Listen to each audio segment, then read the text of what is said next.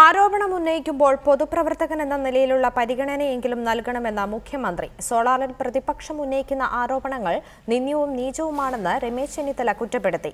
Solar കമ്പനിക്ക് വേണ്ടി ഒന്നും ചെയ്തു കൊടുത്തിട്ടില്ലെന്ന് മന്ത്രി ആര്യാടൻ മുഹമ്മദും സഭയിൽ വിശദീകരിച്ചു.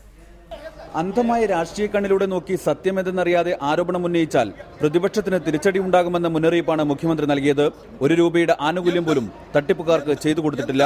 ഒരു കേസിലെ പ്രതി പറയുന്നത് മുഴുവൻ വിശ്വസിച്ചാണ് ഇപ്പോഴത്തെ ആരോപണങ്ങളെന്നും മുഖ്യമന്ത്രി പറഞ്ഞു. ഒരു കേസിലെ പ്രതി പറയുന്നത് മുഴുവനും